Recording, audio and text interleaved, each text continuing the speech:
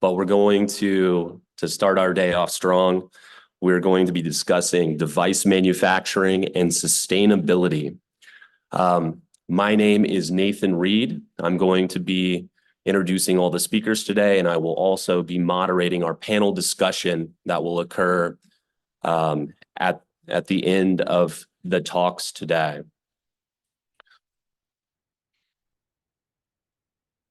So, all right.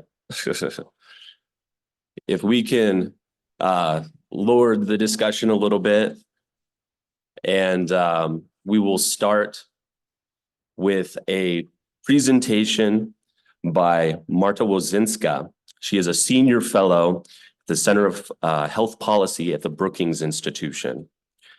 She's going to start our day off. From there, we're going to move to Michael Hoffmann.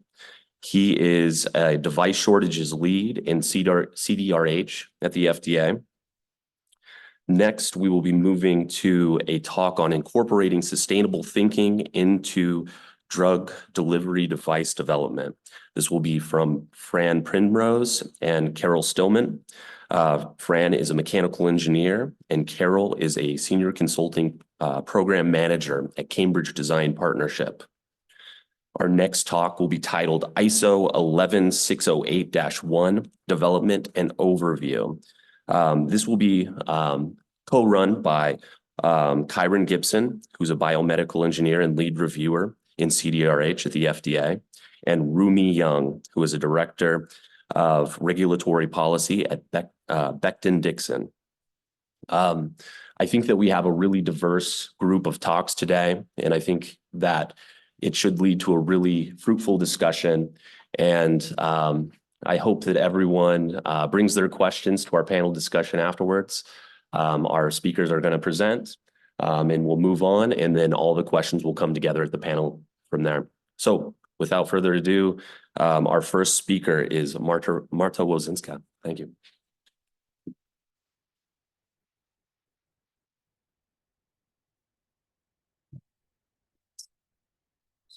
Perfect. Yeah, thank you. just take a seat. Hi, everyone. Good morning. It looks like you guys had a great set of sessions. Well, a session this morning, a lot of conversation. I am an economist. So this is going to be a very different type of a talk for this kind of a presentation, for this kind of a conference. I actually spent 7.5 years in CEDAR. I headed the economic staff. And I worked really closely both with OGD on a number of things and sort of DUFA related, and not only. I also worked really closely with the drug shortage staff, Val Jensen, during my time there. I've been doing work on supply chain issues and drug shortages since basically 2011 when I was at the FDA and I got pulled into this. So this talk is different in the sense that I am really taking this more from a policy angle, kind of the big picture angle. So this is going to be a 1,000-foot level view that maybe will put some of these issues in your perspective. This is not about how you develop a device, but just sort of contextualizing a lot of the issues that we have had with drug shortages, which, as you will see, primarily affect complex generics, including those with devices over. There are fewer of those specific cases, but you'll see sort of where this comes in. I will talk about drug shortages, focus on that, but the framework that I lay out is really true to really sort of vulnerabilities in supply chains across basically any type of a product. So, and I will talk about some of the touch points where the device piece comes in. So let me just make sure that I'm paying attention to the time. We are running till 9:15 or 9:20. You guys have the agenda. I mean, sorry, 10. That's what I meant. 10:15. Okay, excellent. Okay. So, let me see. Is that the clicker? Yes, that is the clicker. Okay. So first, the big picture on why we might have drug shortages. And there's a number of factors that either lead or inhibit shortages. So think about it this way. There are various types of triggers. They could be demand side or supply side triggers that can create a shock to a supply chain. And then the question is, will that shock be in some ways amplified? That's what I call potentiators. And then to what extent is there a soft landing? Those are the buffers, right? So just because you have a shock to the system doesn't mean that you're going to have a shortage if there are enough buffers or if the shock is not large enough, right? So we need to sort of separate these out. On the demand side, pandemics and the CBRN, chemical, biological, radiological, nuclear threats, those are some of the demand side triggers that ASPR in particular is concerned about and thinking about how to prepare for those. On the demand side, you also can think of other shortages. A lot of the shortages that we see are really spillover shortages from some other shortages.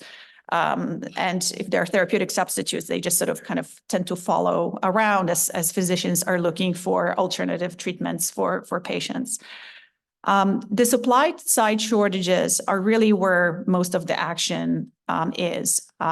You'll see, I'll show some statistics. Manufacturing quality is a major reason why we have a lot of shortages. Sort of the existing persistent shortages are really driven by that. Some supply side shortages are caused by discontinuations, Acorn being a perfect example of that. There were a number of shortages that resulted from their exit or got exacerbated. Natural disasters, all I have to say is the tornado hitting Pfizer. It didn't result, from what I understand, in any shortages, but there was a lot of concern that it might. And then geopolitics. If you go on the Hill, you listen to the discussion on the Hill, it's all about we need to get away from China to a large extent, and that's a major concern. Now, I will say, in the last 20 years, no shortages have actually resulted from export limitations. There were issues around. There were some export limits during the pandemic, but none of them actually resulted from that. But so it's just sort of interesting to see the geopolitics being such a big issue, but that's actually not the reason why we currently have shortages. It's a potential threat. On the potentiator side, again, and I mean by this is like what could amplify the shock? If you have 100 facilities and or 10 facilities making the same product, and I don't know, a tornado hits one of them, that's 10% of the market. That's not going to be a large shock, right? But what you see, especially for sterile injectables, is that one facility could make a really large share of the product. So Intas, I can never remember whether it was carboplatin or cisplatin, but Intas had 50% market share of the product, of one of those two products. And so clearly, if you have that kind of a footprint and this goes out, that really sort of is a massive shock to the whole system. Co-location is another issue, especially when it comes on both sides, potentially with geopolitical threats, right? But also potentially with natural disasters if they're co-located. So we have a lot of spare capacity potentially that could be refurbished in Puerto Rico. Hurricane Maria, just sort of as a reminder about the potential vulnerability of locating a lot of facilities in an area that's prone to natural disasters. Another piece to this is stockpiling. So it's one thing to have a trigger and a shock, but what happens after there is a signal of a shock is that, and it depends on the market and to what extent this happens, but hospitals in particular, they don't have a limit. They don't have to go to somebody to give them a prescription. They don't have, insurance doesn't prevent them from getting a lot. Like insurance will prevent you from refilling your prescription, right? But hospitals just, there's a signal of a shortage and they just go out and press enter until basically a wholesaler puts things on stockpile. I mean, I've heard stories that in the 24 hours after the Pfizer tornado, for one of the products that was actually not made at that facility, orders went up 1,000%. And it was not even made at that facility. So this is sort of kind of, in a sense, makes the problem blow up and faster. And then there are buffers, right? So to what extent we have the landing. When I think about what kind of a supply chain we're looking for is one not that's just resilient, but reliable. Resilient means is that there's a shock, it can absorb it. It's just about the buffers, right? That's a resilient supply chain. We want a reliable supply chain, one that doesn't have manufacturing quality problems, one that is, where we don't have the stockpiling and so on. So I distinguish between reliability and resilience. Okay, let me switch to the next slide. And, here again, the buffers are excess capacity, what inventory practices there are, to what extent production lines are fungible, meaning you can move a product from one line to another, to what extent there are coordination systems and allocation systems. So not a surprise for you that generic sterile injectables are persistently at the top of FDA's drug shortage list. This is 77 shortages from the time that I looked last year. I mean, it's pretty consistent. It's about 62%, 63% of all shortages. And that's been actually pretty consistent over time in terms of what is affected. And I'll get to sort of why that's the case. Another thing that I wanted to sort of dive in a little bit here is I am now going back and looking at the orange size of the slice. So those are other generics that are not parenteral. And here's the picture of which most are oral solid dose, but then just think about how many non-injectable drugs are oral solid dose, and it's almost all of them, right? And then there's this, but so the fact that you have combination devices, oral liquids, ophthalmic, and the oral powder per suspension, that just shows you that they are much more vulnerable to having problems. Now, something that I am going to sort of talk about is what is the role of economics in all of this, and why if you go back here, why is it that generics overwhelmingly sort of are part of this picture? Why is it generics and not the brands? So what I wanted to sort of talk about is the role that therapeutic equivalence actually plays in all of this and how it sort of precipitates through the whole system. And basically that it really drives price competition, which is exactly in a sense what was meant to happen. That the idea is that with therapeutic equivalence, the products are perfect substitutes. They're going to then drive very fierce price competition. But what it also does is for a manufacturer, if you have this fierce price competition, you have very strong incentives to cut your costs. And so now this is the same picture that you saw, and how is it that this pressure shows up in this picture? So let me actually start from the buffers. There's a major difference between how a generic manufacturer and a branded manufacturer are going to buffer supply chains for their product. For a branded manufacturer, the margins are really high. If you have a disruption in your production, you're losing a lot of profits. If you're a generic manufacturer, your margins are very low. If you have a disruption in your manufacturing, you're not really losing all that much. But buffering your supply chains actually costs a lot of money, right? For which a generic manufacturer doesn't have much. So the just-in-time is popular across the board, but you do see branded manufacturers buffering their supply chains much more. They're not running their production lines nearly as much. They have very different inventory practices. They're going to do dual sourcing, and they will have backup suppliers. They'll have a lot of other things to make sure if there is a shock, they can absorb it. Another place where this comes up, and this is actually true both on the brand and generic sterile injectables in particular are much more complex products.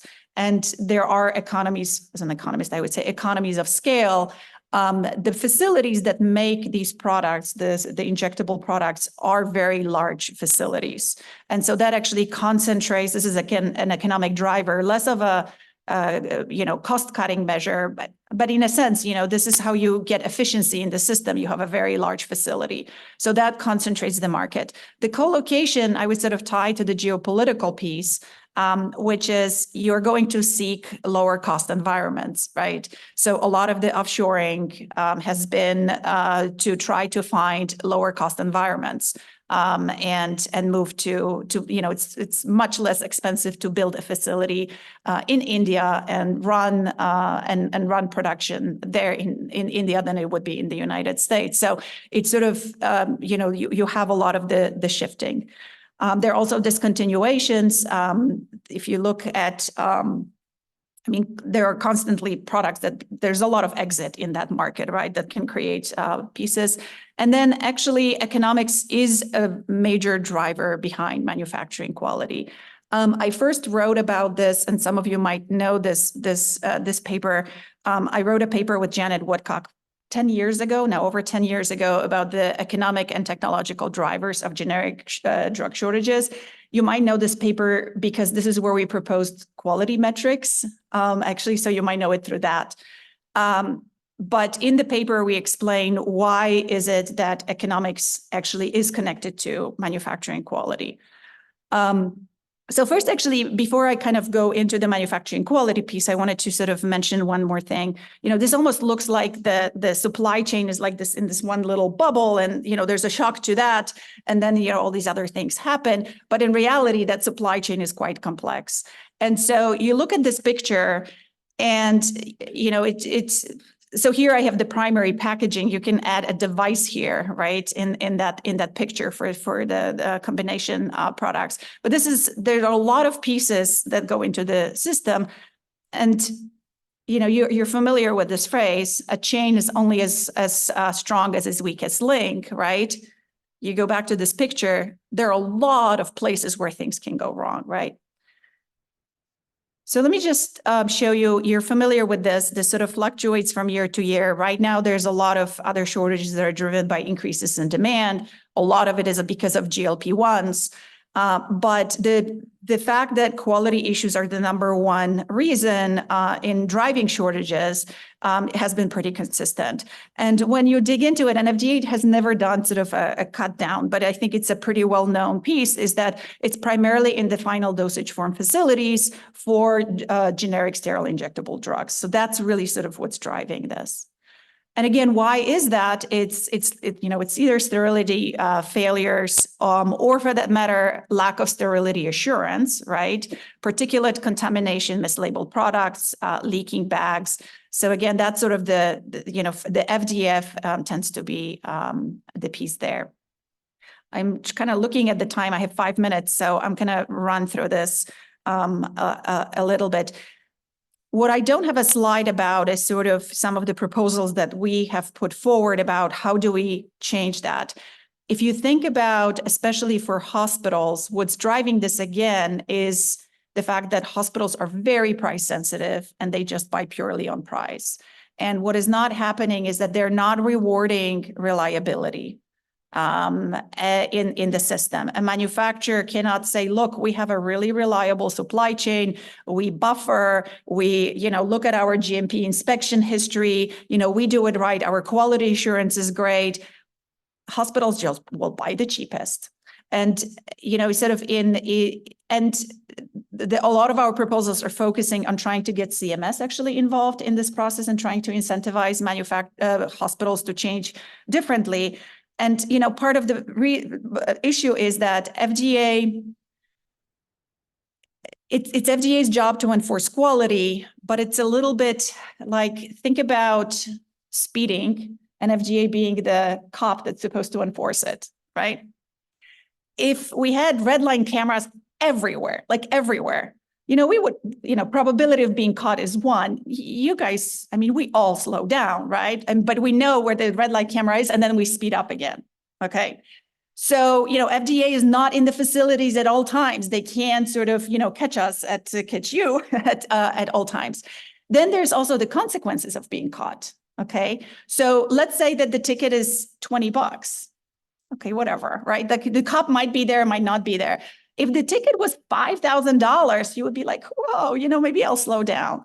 Well, the problem is the ticket is not $5,000. And not only that, but Congress beats up on FDA if FDA catches somebody and then tries to be really tough. So if FDA goes and does an inspection and they find some problems in the facility and they say, you've got to fix it, the company comes back, oh, we're going to shut down for half a year to fix it. And FDA is like, oh my God, no, you can't. And FDA will bend backwards. So that red line on GMPs gets crossed all the time. It's because FDA does not have, they have this short term, we can't have shortages, versus the long term, like we need to have quality assurance. So they're put in this really, and then Congress is going to beat up on them too, right? Like be flexible, be flexible. And so, we wouldn't maybe have these problems if FDA was the perfect cop and we could just like have them, install cameras everywhere and huge consequences. It just doesn't work that way. So a lot of the work that I've been doing is to say, okay, how do we change the incentives for hospitals, for GPOs, for the players in the market so that they can do the reliability. I will briefly talk about geopolitics. And then later on about, more if you have questions during the panel. So I talked about the finished dosage form piece because that's where existing shortages are. But if you think about potential geopolitical threats that a lot of people are concerned about, it's really probably upstream, right? So this is where is the active pharmaceutical ingredient coming from? And not just that, where are the key starting materials coming from that, right? There's a lot of discussion right now about domestic manufacturing of finished dosage form, maybe API. And my answer to this is, what problem does this solve? If I build an API facility in the United States and all of the materials are still coming from potentially China, did I really do anything to get away from the geopolitical risks? Not really. So there are sort of key questions around there. So and actually just another little slide here is that, we don't really have much visibility, and I'd be curious to know to what extent you guys have visibility.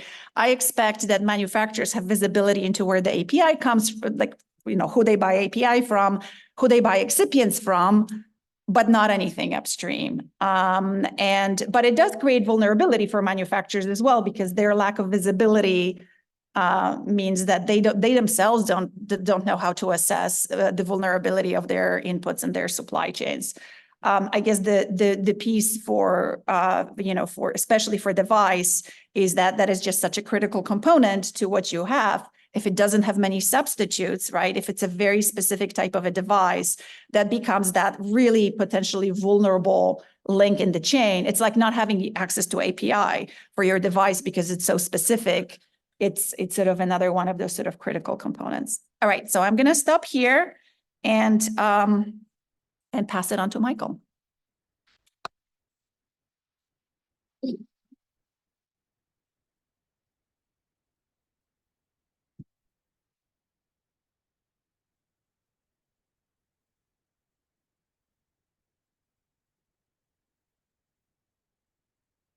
Cool. Our symposium today, Symposium 4 on device manufacturing and sustainability. So our next talk is from Michael Hoffmann on the FDA perspective on device shortages and supply chain issues. So let's welcome Michael. Thank you very much.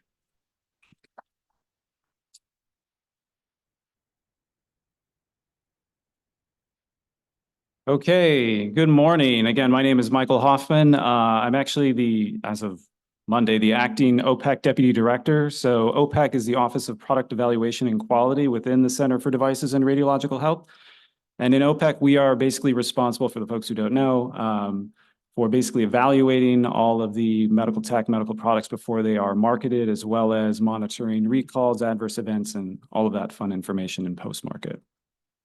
So just to give, prior to this week, I was also the OPEC shortages lead, so helping OPEC work through shortage signals and how we mitigate them and how we work with manufacturers to help prevent any negative impact to public health. And really, taking a step back, thinking about shortages and supply chain issues, it's something that FDA has been working on for some time. Marta mentioned Puerto Rico. So natural disasters are definitely something that's always on our radar.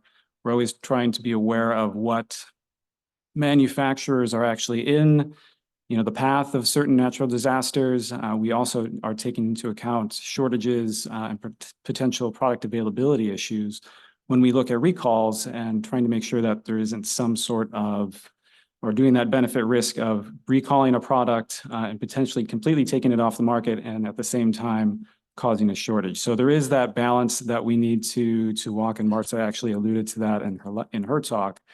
But it is something that you will find a little bit more as we talk about through this presentation. But what I'm actually going to talk about a slightly different office within CDRH. So one of the offices that I work with considerably is our new office, which is the Office of Supply Chain Resilience. And that's within the Office of Strategic Partnerships and Technology Innovation, also within CDRH, and that's called OST. And really, why I'm trying to highlight this is a program that was stood up during COVID. The program itself was stood up during COVID. The office was officially formed, I'd say, within the last 2 months. And it really is just to note how much investment CDRH is trying to make in addressing device shortages. And really, what we are trying to do is invest a considerable amount of resources, and actually have done during COVID, to really build out a lot of our networks and capability, our data, that we can actually have a better sense of where shortages may occur, where they are occurring, and really use that information to help mitigate shortages and potentially prevent them from actually occurring, and trying to minimize impact to public health. So that is really our North Star. We are trying to make sure that we're protecting the public health as we look at shortages and supply chain issues. And we are trying to gather a lot of information that isn't normally used in CDRH. And that's where we've really started with a lot of the investment that we've had. So most of the data sets we've collected from manufacturers, from GPOs, from a bunch of external data that we have been able to find to try and use and model and get better information on what the supply chain is, and to have better illumination of supply chain, particularly for different components that are critical to so many different medical products and medical devices. But also around that, building considerable amounts of infrastructure around a team and bringing in considerable amounts of expertise that we don't have or did not have in CDRH, more on the economist side, market analytics. Right now, most of CDRH, or at least on the OPEC side, is really a lot of scientists, engineers, biocompatibility, sterility experts, medical officers. So bringing in all of this other information so that we can properly use it to make risk-benefit decisions on how to mitigate shortages, or to consider them when we are making certain regulatory actions. So in taking all of that, we are building out, or have been building out, more tools, whether it's looking at supply chain analytics. But there's also a considerable amount of outreach to a lot of different stakeholders. That's through hospitals, that's through manufacturers, that's through trade groups, and that's through GPOs, to get as much information as we can so we can make better informed decision and have a better awareness of where the supply chains are for given products, especially critical ones where if they were absent or unavailable, there would be considerable consequences to patients. And really, all of these are driving towards, 3 main outcomes. One is to make sure that we are promoting device availability, and that is both on the reactive and proactive side. So if we think about, again, I'd say quality issues or recalls, we do want to make sure that we are considering shortage information before we make a decision on whether or not, those devices could stay on the market or not. And in some of those cases, we are looking at, what is their market share? How large are those companies? How critical are those devices to the patient population that they're serving? Are there alternatives? Are there other ones available? And how rapidly available would they be? But then also, thinking proactively, looking at supply chain resilience. So how do we promote good practices in manufacturers or hospitals so that there is, as Marta put it, more of a buffer, so that if there is a supply chain disturbance, that it's not going to result in negative impact to patients. And part of that is also looking at, from a national standpoint, where is manufacturing occurring, and where are different steps of manufacturing occurring?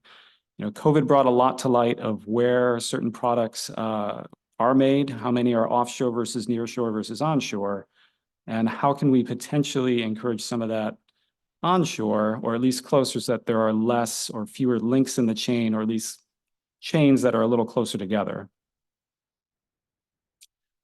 And just also for the folks who don't know, this is just a very brief overview of medical device classification, probably an entire day's lecture summed up in a slide, but really devices are basically split into 3 classes, and there's a wide variety of them. It's risk-based, and it's based on the controls needed to assure that a device is safe and effective. So we have our lowest class, which are gloves, tongue depressors. I think even a toothbrush is actually technically a medical device. And if you only need general controls to assure safety and effectiveness, like good manufacturing practices, record keeping, adverse event reporting, then you're class 1. You don't need to submit anything to us before you can market your product. For the next class, which is class 2, you do need to submit something to us because we need to see additional information, and that is kind of in the line of what's called special controls. If you think of standards testing, biocompatibility, sterility, electrical safety, in some cases animal testing as well, and in some cases even some clinical testing.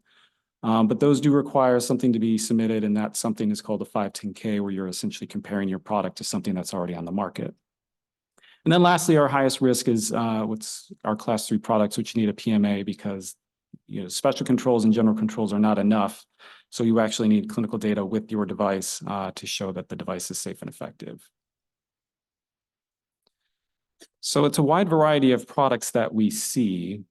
And Marta did have a nice slide on supply chain, and this is meant to give a little bit more or a slightly different view of that various link in the chain and all those different links. And COVID really kind of emphasized how many different links there are and what can go wrong in many of them.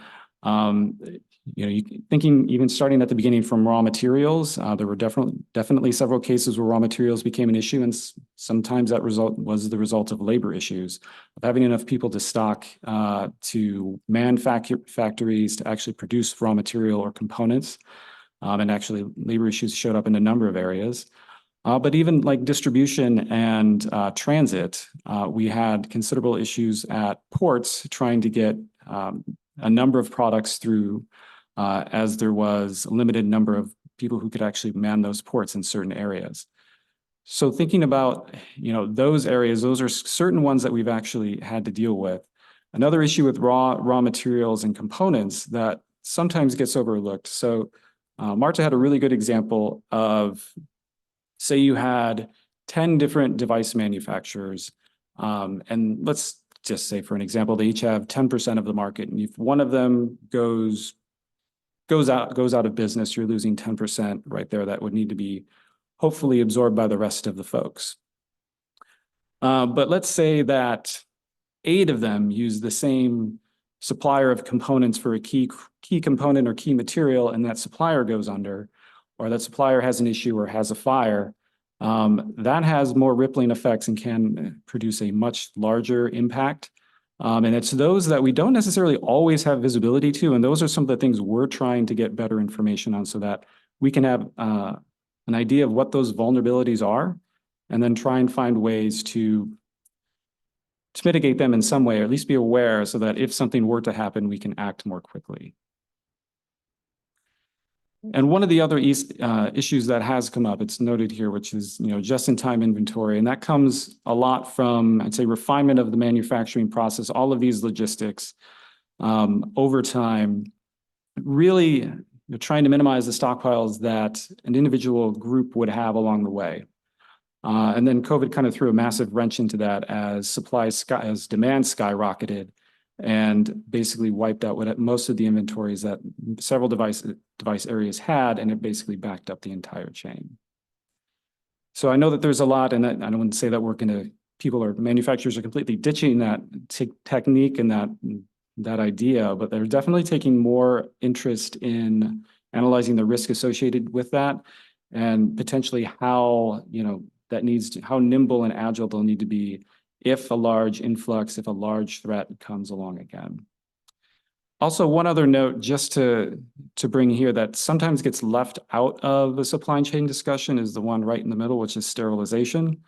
I don't know if I have a good percentage there, but most of the devices that are sterilized are not sterilized by the manufacturer themselves. They go to a contract sterilizer.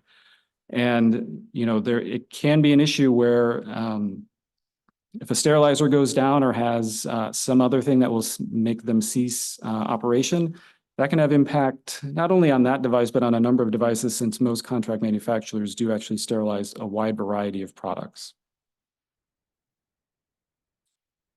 So, taking one step back, looking at, one device, looking at IV administration sets and IV pumps, thinking about what types of devices you need to actually accomplish that medical task between, needles, syringes, the admin set, the bag, the pump, but then trying to map back to find out what are the different pieces that go into all of those devices to actually accomplish that medical task.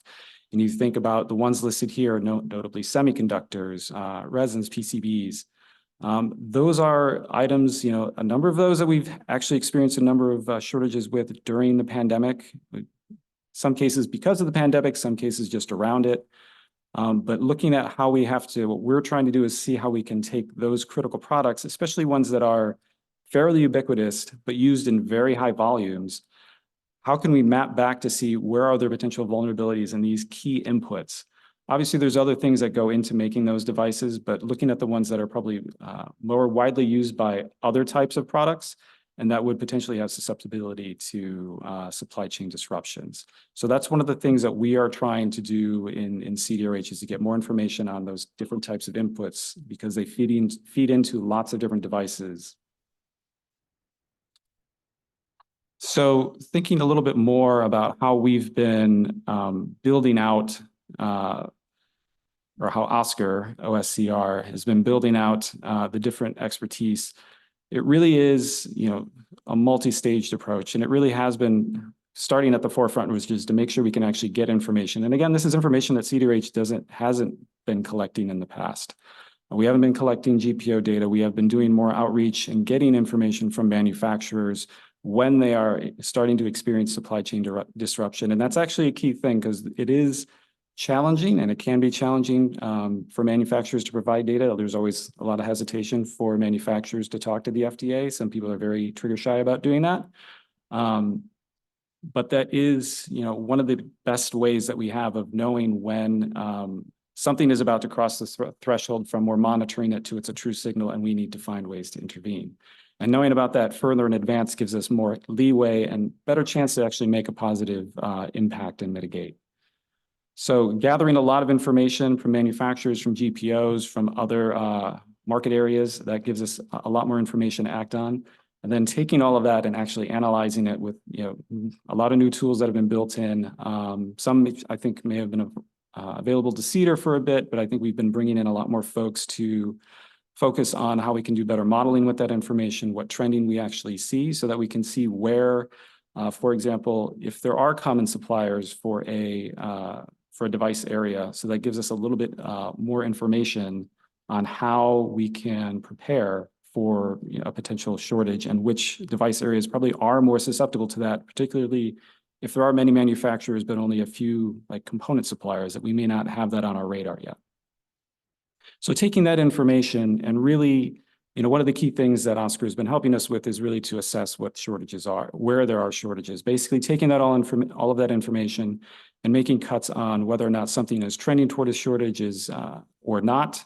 If it's something that we're just going to monitor for a little while and just keep it on our radar, or ones that we actually need to act. And so that's kind of when these are just some of the areas that we have been doing it. There are several others we've been device areas where we've had to do it. And that's, one of the key pieces that I'll get into next is actual decision making. Where we do take that information, take that shortage information, and then the real question is, what do we do with it? So we have various tools in our toolbox, so to speak, that we can use in CDRH. We definitely use that from our regulatory standpoint if we're looking at post-market actions that could potentially impact supply chain. Those are slightly easier because those are actions within our control for the most part. So we can determine if how we want to approach a recall and a recall strategy, particularly if the result could be a shortage. But we can also look at other tools. If there are ones that we're not necessarily responsible for, we can try and prioritize transportation. We had Defense Production Act Authority, and that was using that considerably during COVID for various key products. We can work with custom borders, particularly this came up a lot during COVID.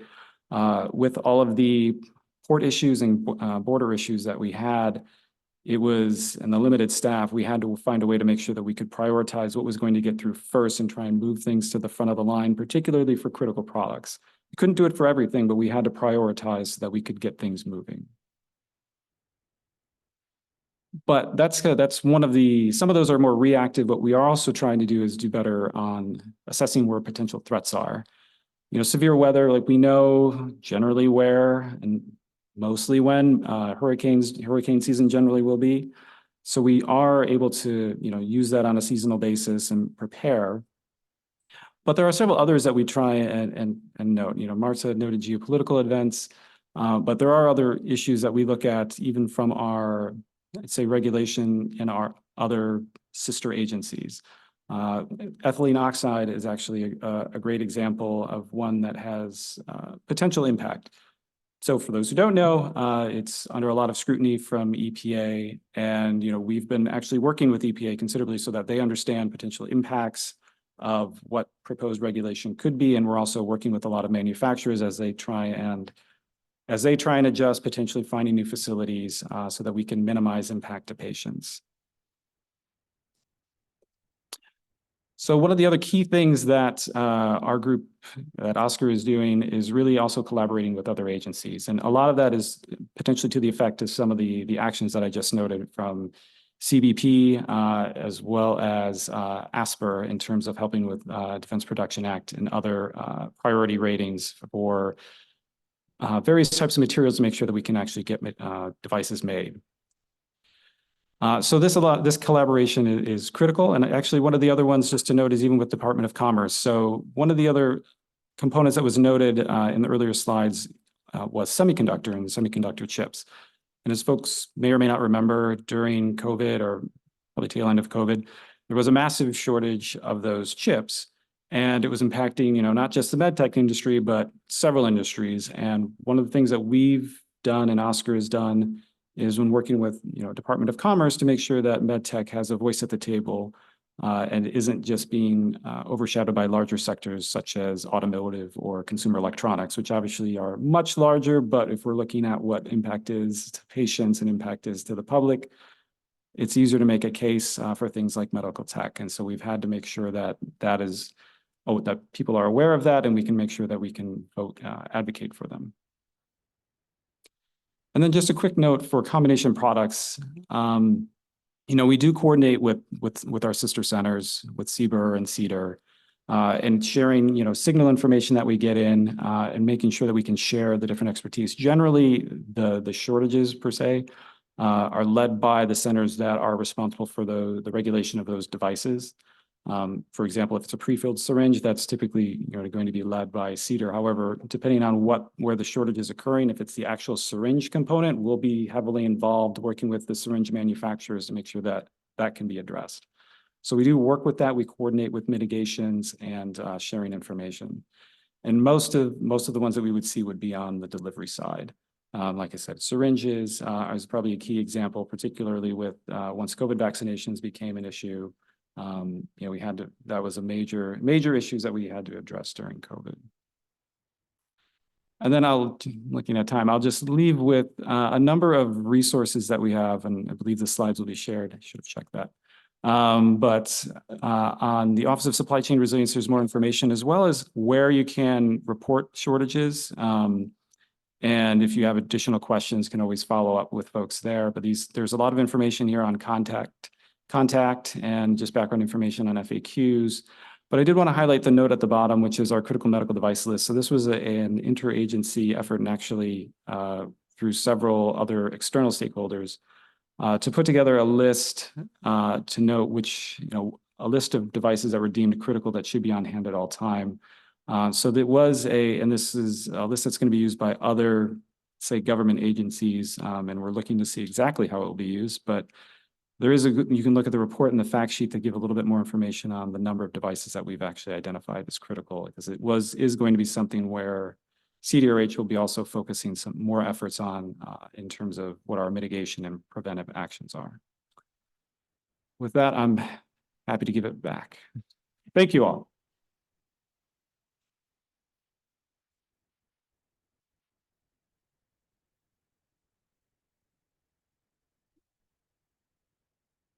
All right, thank you very much. Our next speakers will be Fran Penrose and Carol Stillman. They're going to be talking about incorporating sustainable thinking into drug delivery device development.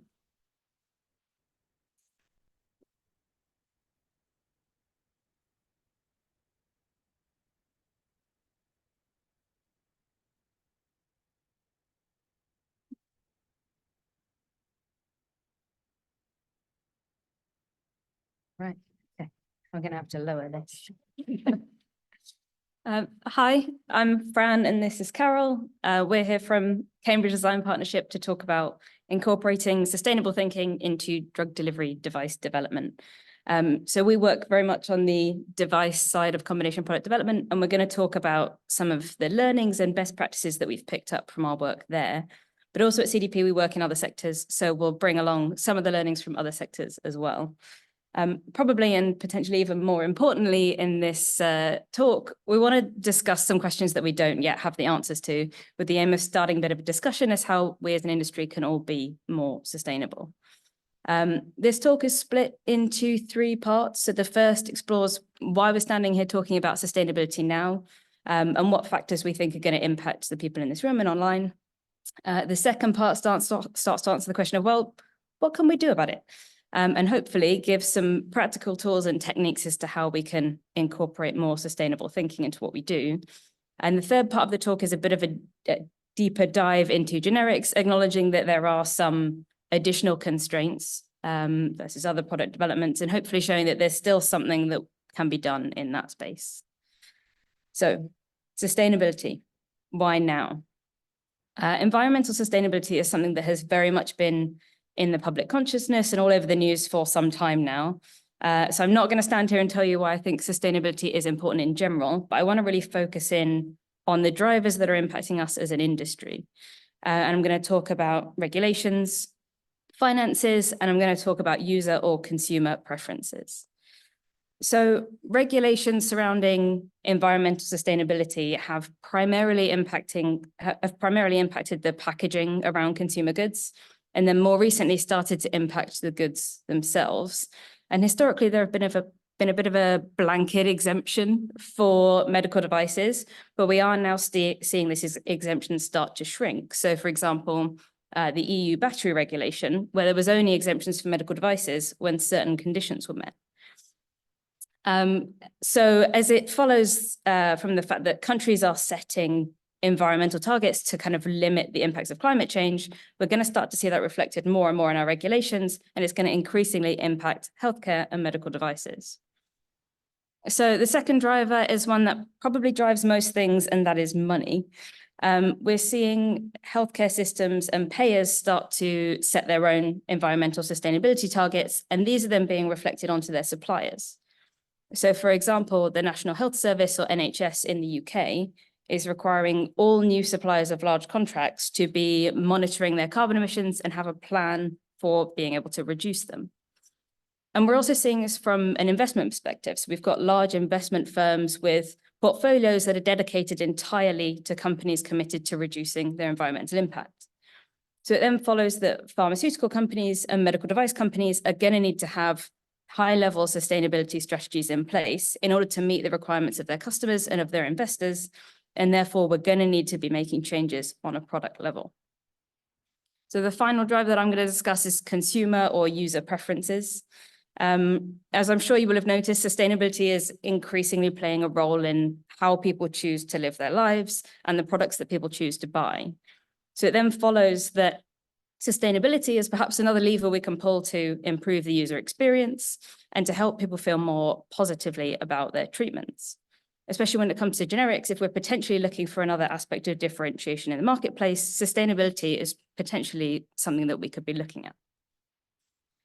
So hopefully you've seen that there are some drivers and we should be thinking about sustainability, but you're also probably sitting there thinking, well, actually, I can't do anything that's going to compromise patient safety, add any additional risk. And also the developments that I'm looking at just don't have the budget or the time to add in any new thinking into what we're doing. If that is you, don't feel bad. We've been there. We probably still are there. But hopefully with the rest of this talk, we can show you that there is always something that we can be doing, and hopefully you can take some practical tips away from this. I will hand over to Carol to talk about what we can learn from other industries. So before we dive into some of the more specifics about what we can do for medical devices or maybe even for the generics specifically, we did want to kind of take a step back and look at what other lessons can we learn from other industries. And we felt like farming, the agriculture industry, might be a fun one to take a look at just because it doesn't necessarily bring the baggage that we have from our day-to-day lives, although I will be mentioning a little bit of that along the way. So one of our first themes is taking the opportunity to rethink all of our assumptions when new information becomes available. And the way this kind of played out for farmers, which you might imagine are kind of a traditional set of people with some constraints of everything from interest rates to obviously the weather that they can't control. But in spite of those factors, what they found out is that implementing sustainable practices has actually been both economically and environmentally useful for them. So another lesson that we have from our agriculture industry is being prepared to make conscious decisions along the way. And so what that has looked like for farmers is there've been scenarios where they found that things like using crop rotation or using cover crops, that type of thing, helped with maintaining moisture in the soil. It also helps with preventing erosion. And then recently, there's been some different programs that have rolled out that actually let them get credits for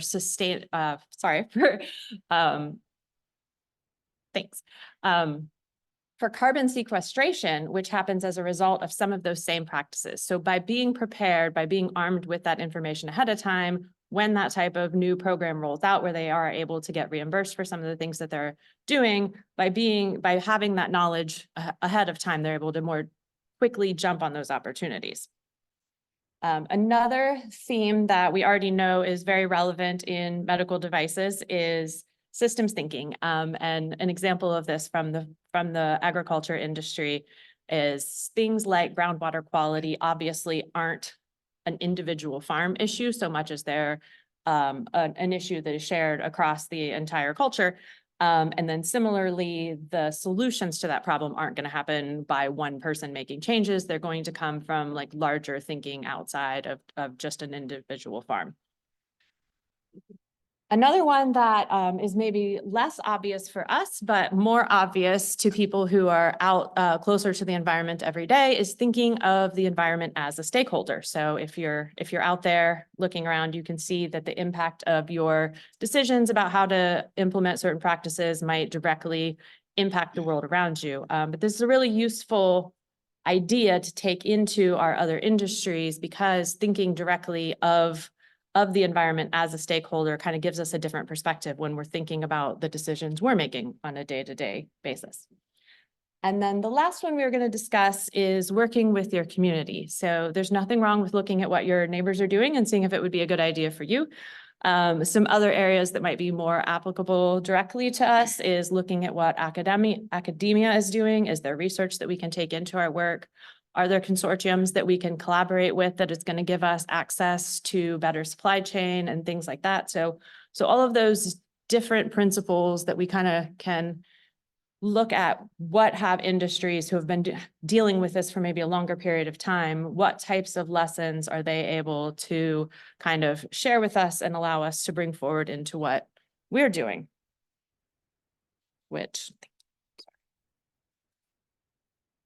so that brings us to what can we do about it? How do these themes potentially carry over into our industry and what type of changes can we make based on that? So building your knowledge base before you need it. Have any of you ever been in a kickoff meeting for the device for a drug product that's about to launch and found out that your work stream is already on the critical path? Hopefully maybe just me. So unfortunately, I can tell you from experience, it's not the best time to figure out that there are gaps between what your requirements are or what your goals are for the program and the information and connections and all the pieces that need to come together to make that a reality on that very aggressive timeline. So what groundwork would be useful to have in place ahead of that kickoff meeting so that you're prepared to meet any sustainability goals that might make sense for you based on some of the different reasons that Fran was just talking about. So obviously we want to make sure that we are building our knowledge and skills either within our team or within our partner organizations so that we are prepared with the right information to make good decisions. What if we were also able to affect the culture within our organization so that design for sustainability is kind of considered in the same way that design for manufacturing, design for usability, design for substitutability are all just sort of an inherent part of what we do?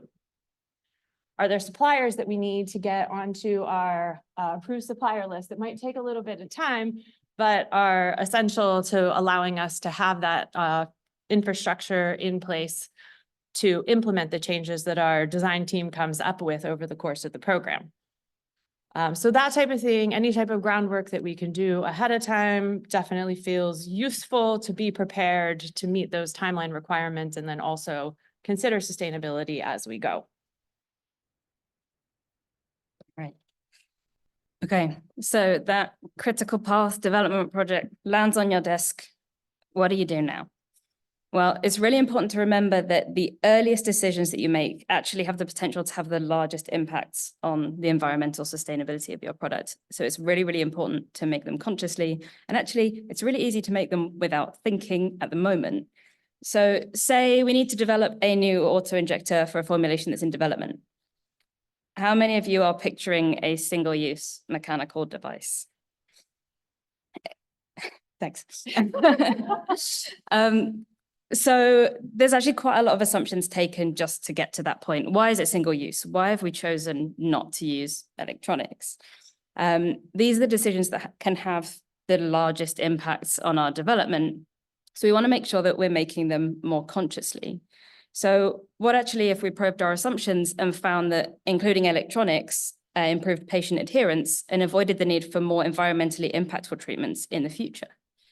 So we want to make sure that we are kind of consistently being aware of the decisions that we're making and making sure that we are considering the environment in those. So on the topic of kind of challenging assumptions, it's really easy to fall into the trap of assuming that you can only influence the product or the components that you are designing. But actually, our products exist in kind of a global system that consists of all the stakeholders and parties that interact with our product. So from the more obvious ones like the user and the healthcare professional to the shipping companies that transport the device, all the way through to the small town bus company that the patient who uses their bus to get to the pharmacy to pick that device up. So I'm not really suggesting that we need to map out the system to this level. I don't think anyone in this room has time for that. But hopefully you can see that without even having a sketch of the device, we have no idea what this thing looks like. We've already identified that there's a ton of opportunities within our system that we can start to hone in on and hopefully try and improve our environmental impact in some of those areas. The key is really in just remembering that those opportunities are there, and having a map of our system is a really, really good way to do that. So another tool that we can use to help us make decisions more consciously is to think of the environment or the planet as a stakeholder. And this is obviously something that Carol mentioned earlier. We can do this and kind of set it in stone at the earliest stages of development. So when we're writing, for example, our target product profile or our risk management plan, we can include the environment in the same way that we would consider the patient, the clinician, or even our commercial teams. This means that when we are writing risks or identifying requirements, we are consistently reminded of the environment, and this is going to help guide our design decisions as we go, as at every stage we'll be checking back against those requirements and risks anyway. Okay, so let's say we've done all of that. We've set our development off on the right track. Now we just need to make the right decisions as we go. It feels a bit like standing here and saying, just go and be more sustainable. But what I really mean by this is, it's making sure that we are armed with the knowledge to make the informed decisions that I mentioned and having the tools to be able to evaluate those decisions. So one tool that we can use is something that you may have already heard of, and that's a life cycle assessment. And this is a quantitative way of evaluating or estimating environmental impacts such as carbon emissions for our products. And we do this by looking at all the energy and material that go into manufacture, use, and disposal of our products. And that gives us kind of a quantitative output of the impact of our product. So this is really useful from a product level perspective. You can put a number against your product, which is always nice to have. However, where I think this tool is most powerful is in a comparative setting. So say we've got two concepts and we need to make a decision between which one to go with. We can look at just the differences between those products and we can run a kind of rapid life cycle assessment. And this will give us a quantitative measure to help us compare between those concepts so we can make the more environmentally sustainable decision. So again, coming back to what Carol mentioned earlier, there is a lot that can be learned from other industries that are a little bit further ahead than us on this kind of sustainability journey. One thing that we can do is we can look to other industries to see if there are technologies we can leverage. Now, this is already being done. So for example, the use of bio-based plastics, which are chemically equivalent to existing grades, but they come from renewable feedstocks rather than fossil fuels. Those are things that are already available to buy and be used in our products now.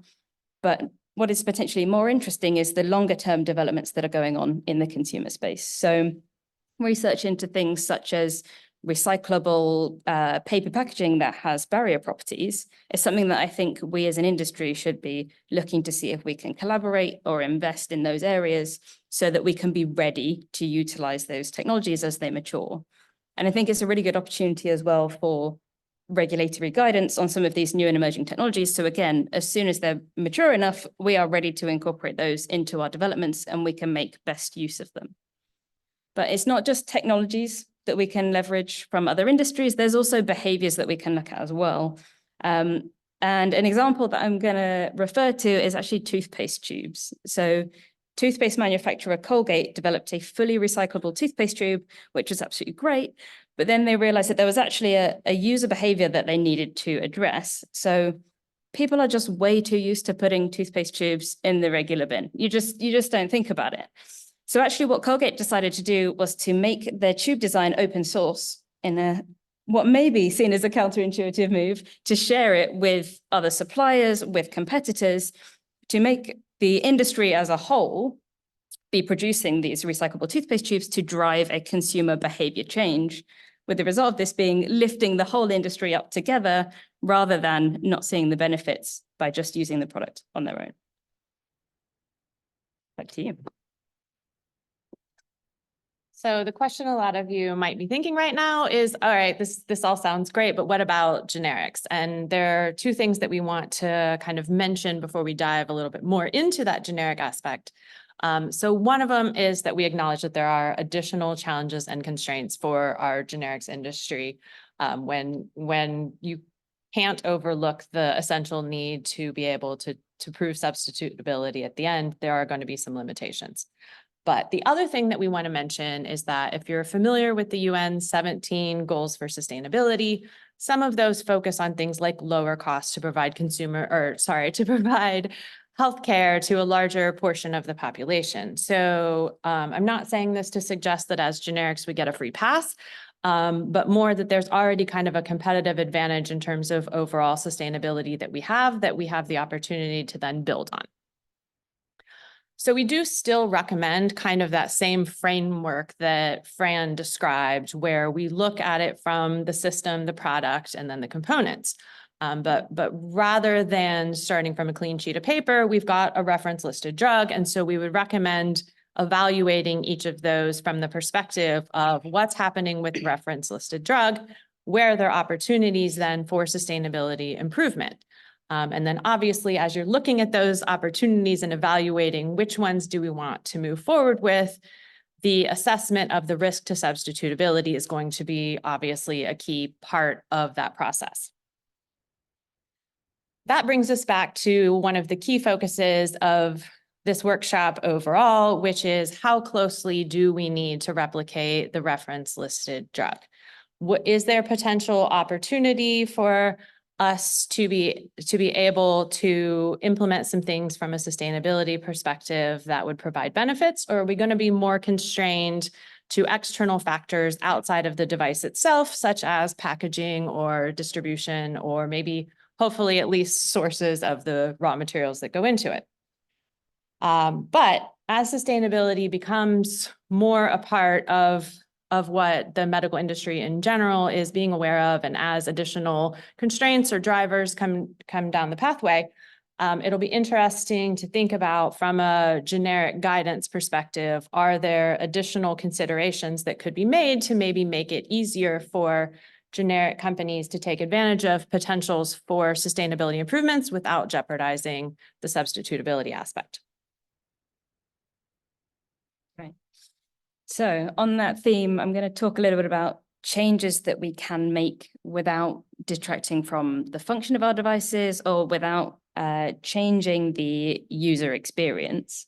The first and maybe potentially most obvious is thinking about materials. So this could be a low-risk change, such as swapping to those chemically equivalent bio-based materials that I mentioned earlier. Or actually, we could use a little bit of lateral thinking and look to the design of the internals of our device and see if we can minimize the number of different materials that we use to help with sorting and recycling of the device after use. Or equally, if we change our mindset and we tweak the design of our device to be constructed from modular subsystems, could those subsystems be used across different configurations of the same device? And therefore, we make efficiency savings by reducing the storage space we need. Or on the flip side, if we make a fully optimized and integrated design, does that mean that our device is smaller and lighter, and therefore we make efficiency savings in transport? So the other things that we can do without detracting from the function of the device is to look what happens to the device after it's left the user's hands. So at the end of life, we're looking for ways to innovate to see how we can take waste material and energy and feed it back into the manufacture of new products. And the three main ways that we can do this are through reuse, recycling, and refurbishment. We are actually seeing all three of these strategies start to kind of edge their way into the medical space. So we've got the rise of reusable injection devices. We're seeing companies trialing recycling of combination products and using the plastic to create new consumer products. And we're also seeing refurbishment of medical devices such as catheters so that they can be used across multiple patients. End of life is where I think there is a real opportunity for some industry guidance. There's currently quite a high perception of the risks involved in changing what we do at the end of life of a device. So I think if we could have some guidance and some clarity as to how to prove the safety and efficacy of these methods, I think it would really lower the barriers to people including this in their development, and again, help to drive the industry forward. So as one final thought that I can leave you with, I want to reiterate that sustainability doesn't have to be an addition or a hardship. And in fact, there are a lot of overlaps with cost saving and efficiency. So hopefully you can see that there should kind of always be something that you can do in your development, whether it's finding a way to make our devices smaller, lighter, or reusable, whether it's finding ways to collect our waste material and use them again for less cost, or whether it's just improving the efficiency of our transport. There is always something we can be doing. It's just remembering to be conscious about making those decisions. Thank you so much. Carol and I are obviously on the panel later, or else come and find us or drop us an email at these email addresses if you have any questions. Thank you. Thank you.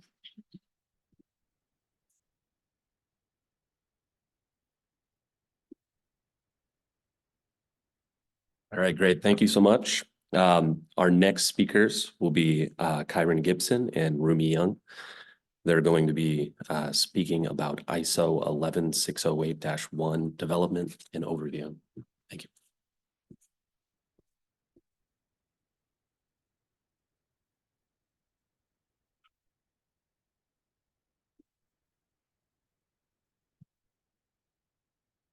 forward. Okay. All right. Hello, everyone. I'm Rumi Young. I'm the Director of Regulatory Policy at BD.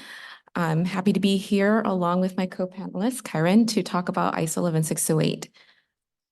So I guess you were going to start us off. Hi, everyone. My name is Kyran Gibson. I am a biomedical engineer and lead reviewer within the Division of Drug Delivery and General Hospital Devices and Human Factors. Today, I'm going to be providing an overview of ISO 11608, the series, with some emphasis on terminology, methodology, and testing as well, specific to auto-injectors and pen injectors. First, I'd like to go over two types of combination products. The first being single entity, in which the device and drug or biologic is pre-filled and stored within the device constituent, and then together at the point of use, they deliver the drug or biologic to the appropriate space. Some examples of these are pre-filled syringe, auto-injector, and pen injectors. Secondly, there are co-packaged combination products.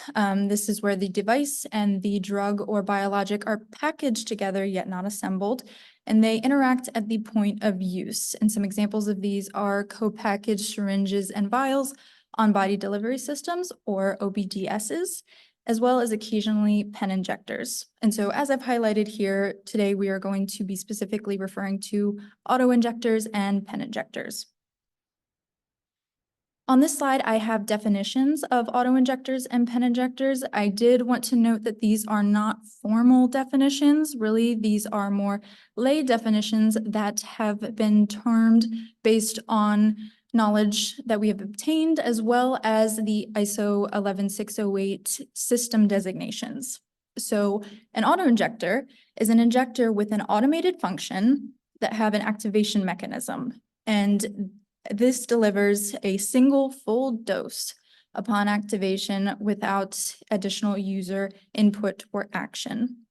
Secondly, pen injectors are injectors that are manually controlled and to deliver a medication dose via a non-electrical and mechanically operated fashion. Typically, these are reusable and the cartridges are used in multiple doses as opposed to a single full dose, and the needles are single use. From a high level, I'd like to talk about standards. So there are two types, from a high level, in which there are non-recognized versus recognized. So what are these? Non-recognized standards are those that the FDA has determined do not satisfy or would not be helpful in satisfying a portion of the FD&C Act or regulations. On the other hand, a recognized standard is one in which FDA has determined either in part or in whole that could be used to satisfy a portion of the FD&C Act or regulations. These standards can be recognized based on scientific and technical merit and or support of existing regulatory policies. Overall, the recognition of standards is extremely helpful to both device manufacturers and the FDA to reference commonly acceptable methods of development and testing for an overall goal of supporting a least burdensome regulatory approach. On the public FDA recognized standards database, you are able to search recognized standards, and you can also view a standards supplementary information sheet, or SIS. So the SIS contains quite a breadth of information, those of which are listed here. Specifically, you can see the recognition number, the standard number and title, as well as the scope or abstract of the standard, extent of recognition, rationale of recognition, as well as a transition period. Both of those are if applicable, as well as relevant FDA guidances or supportive publications, and the FDA technical contact, which we will touch on later in the presentation. Here I've included a screen grab of the recognized standards database when you search ISO 11608. As you can see, there are 7 parts of ISO 11608, and in this screen grab, you can see the date of entry, recognition number, as well as the extent of recognition and the standard title. And as you can tell, those are hyperlinks. So you can click on those and those will take you to the supplementary information sheet with all of the information that was on the previous slide. For auto-injectors and pen injectors, there is quite some overlap in terms of the ISO 11608 standards that are used for either, but ultimately the standards that are applicable to your device are dependent upon the design, functionality, and intended use. Commonly for auto-injectors, we see ISO 11608-1 and -5. For pen injectors, we commonly see -1 through -3 and also -5, but again, this may vary depending on your device. A term or phrase that is used in ISO 11608-1 is primary functions. And so within 11608-1, primary functions are defined as the function or operation of the needle-based injection system, or NIS, which, if it does not perform to specifications during use, would directly result in a failure to accurately deliver the medicinal product via the correct route and/or directly result in unacceptable harm to the patient. That is directly from the standard, and I know sometimes it takes a while to digest some of the terminology that's used in a standard, so ultimately I wanted to break it down. So primary functions are a subset of design specifications for the final finished device, and also they consider performance and safety.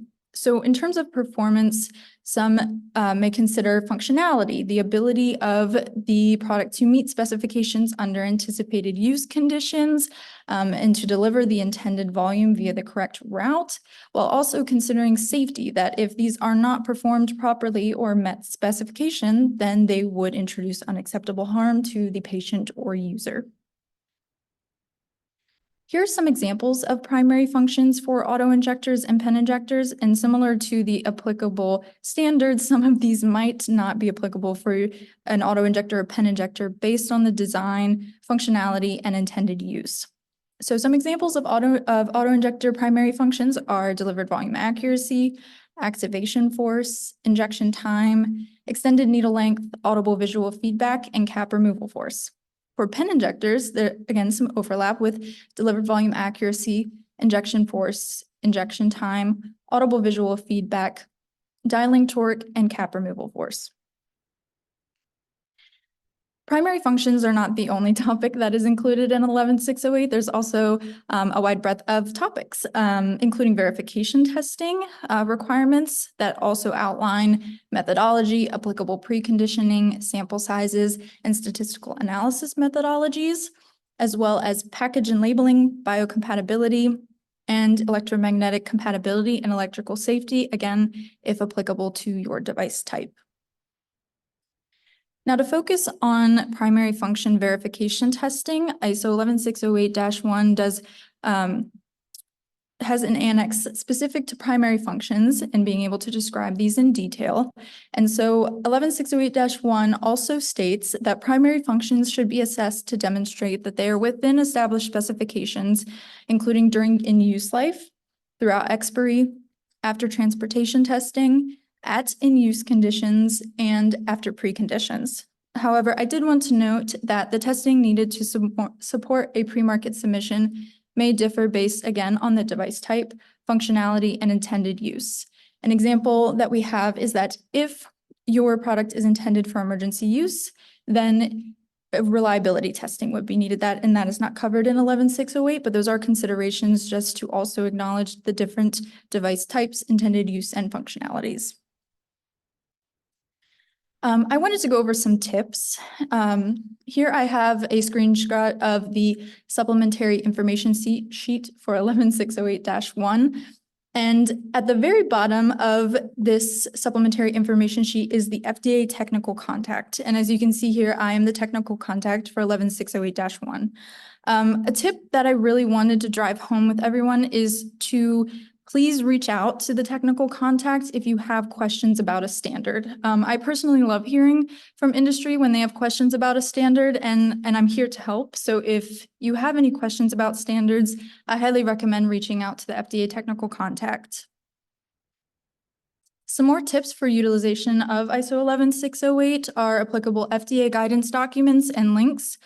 Here I have the guidance document for pen, jet, and related injectors, as well as voluntary consensus standards and ANDA submissions. Also here are links to the search for FDA guidance documents, as well as the recognized consensus standards database. Another tip that we have is early interactions. Depending on whether the device is part of a combination product or a standalone device, there are methods for early interactions for CDER, CBER, and CDRH. And again, early interactions are recommended just to align between industry and FDA on your specific device type, answer any questions you may have, including verification testing, of which ISO 11608 may be applicable. Thank you.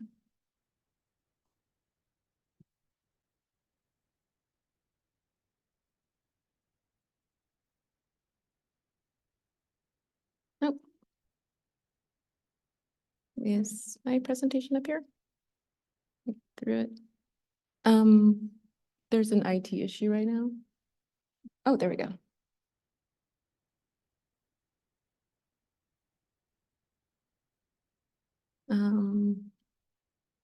My slides are not coming up. I could also run it blind.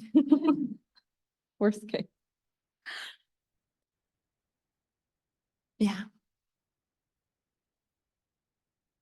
Well, while we're waiting for that, I'll let you know a little bit more about myself. Currently, I lead the reg policy team within BD, which is a very interesting experience. But before that, I was actually both in industry and at FDA, spent many years on the development of drug device combination products and also the commercialization. So, looks like my slides are up. So definitely was excited to speak on the standard today because one of the first experiences I had while in industry as an R&D engineer is they threw the standard at me and said, write some design control documents. So I definitely leveraged this, and I hope we can show how we can leverage this for the complex generics. All right, so I'm going to first start with the problem statement, right? What are the unique challenges that complex generics face in trying to answer the regulatory question while also meeting design controls because they are combination products? Then I'm going to describe what are ISO standards, very good introduction from Kyran, but more from the development and the industry perspective, specific elements of 11608, and then finally, kind of like a broad example of how you would use it in order to establish comparability. All right, so to start, these are drug device combination products, which per FDA CGMP guidance means you need to follow design controls. And I say primarily because, of course, there are some exemptions for certain products such as eyedroppers and liquid medication dispensers. But for the examples I have here, such as a pre-filled pen injector or a co-packaged syringe and vial, you need to follow this process. And I have here the very famous waterfall diagram, again, from the FDA guidance that describes how this is done. So if I was preparing a combination product for an NDA or BLA, this is a very straightforward, singular process because I would identify what are my users, what are the subsequent design input requirements, verify and validate. It's a very different picture for complex generics because, per day one, you have to establish comparability between your generic and your reference listed drug. So looking at these two images, you see a different process. You have to follow design controls, but also compare yourself to something that you don't have information to or may not even exist on the market anymore. And so this is where I think ISO standards can be a bridge, and they can be leveraged in order to answer both the expectations for design controls, but also address the regulatory question at hand. So what are ISO standards? So ISO standards are actually, it is a very big organization and collection of committees, and it's not just limited to medical devices, but they're a convening of experts that talk about how do we come to a consensus on a specific device type or a broad selection of devices to look at definitions, specific acceptance criteria, test methods for those devices. This can be even as specific as what is the sample size, what is the competence and reliability necessary, and preconditioning. And it could also just simply define processes. So a very, visible standard of late that we've been seeing in the policy world is 1345, right? That is a process that we're following and is incorporated in 820s by reference now. And I think it's important to note that because it is a convening of experts, these experts can come from anywhere, right? It can come from industry, it can come from academia, consumers, but also health authorities, not just FDA. Whole global health authorities participate in this. And so there's this agreement of, for this specific device type, these are the expectations. These are the performance expectations or the design expectations. More specifically, ISO 11608 applies to needle-based injection systems. And because of this consensus approach, and I'll show in the next slide what's defined, I believe it could really de-risk the development and regulatory aspects for complex generics. All right, so let's look at the specific elements of 11608. In the recently recognized version 2022, it became much more prescriptive. It walks you through what are the design characteristics necessary for a needle-based injection system, goes over how to develop a design verification plan, sampling plans, as well as, of course, definitions of what certain aspects and features are relevant to a needle-based injection system. I also have a table here of all the different parts of ISO 11608. Right? Because depending on the design of your needle-based injection system, different parts may apply. I'm happy to note, and it's right there at the top, there is a flow chart that guides you through this process using if-then statements, because an auto-injector obviously has different parts that are applicable compared to a pen injector or a multi-use pen injector, or if there's electronic components. Further, there's another flow chart that guides the manufacturer to how do I develop a design verification plan? And it's not just limited to the drug delivery aspects. There's another box that says, great, you have your design inputs, you even have your primary functions, but have you considered biocompatibility or sterility or shipping? And good to know, there's also ISO standards associated with that. So let's go through a specific example relevant to complex generics, right? So if I'm developing a complex generic, say like a pen injector, I first need to identify which are the relevant parts of this standard because they would also be relevant to my RLD, right? So I use this flow chart and I say, great, I know which parts I need to look at in order to develop my design inputs and my verification strategy. Then using the process defined in ISO 11608, I develop what are my design inputs that are relevant for this product. And so I have a few here, they're not inclusive, naming dose accuracy, injection force, audible visual feedback, cap removal, and biocomp, right? I followed the process, identified these as certain aspects. Now, with an RLD, sometimes some information is available to you to determine what the specific specification is, like dose accuracy. That is on the labeling so that you would define that as your specification for the design input, and then you can leverage ISO 11608 for the appropriate methods to verify that. Now, for the other aspects which are not present, such as, say, the injection force, like the force to push that button, how are you supposed to approach that? You don't have the RLD. Well, good news is ISO 11608 provides a process for how you are supposed to define that specification. So again, if this is a standard that was established by experts, including the health authority, you can, if you follow the same process, you should be able to come to the same outcome because you're looking at the same intended user, the same route of administration. And at the very least, if you're doing characterization testing of your RLD, this standard can provide those methods which you can use so that you have an apples to apples comparison of the feature. Then moving on, you want to determine your system designation because verification isn't standalone at one time point, right? And so the system designation table really breaks out what type of product do you have. Is it multi-use or single use? Does it have a replaceable container or non-replaceable container? And these details matter because then when you're building out your design verification plan, there is a very comprehensive table that says these are the following preconditions that you need to consider when verifying your primary functions. So if you have a single-use pen injector with a non-replaceable container, you're looking at the storage, right? Drop testing. But if you have a multi-use pen injector, you need to make sure that it works continuously over its entire life cycle and storage. And if it has electronic components, that too, right? And the good news is that there's also very prescriptive about the confidence and reliability, the sampling that you can then use to verify it adequately. So, in closing, I think ISO standards, really do provide very prescriptive information for manufacturers to follow to ensure that they are meeting, the consensus approach of the performance aspects for the specific device types, right? And using that, you can establish comparability because you're saying, this is what's defined for the category that my RLD also follows, and I'm part of that category too. And at the very least, you at least are using the test methods that experts have agreed are appropriate for this device type to the adequate reliability methods. And this is the last point of ISO standards development. As you see, it is a collection of experts.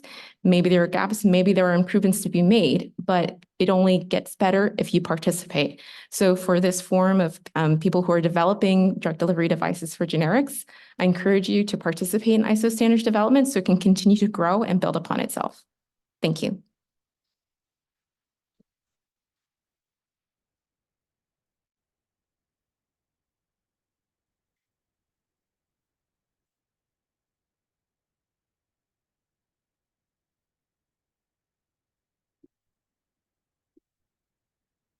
All right. So we will begin the panel discussion. So I will ask all of the speakers for Symposium 4 to come up.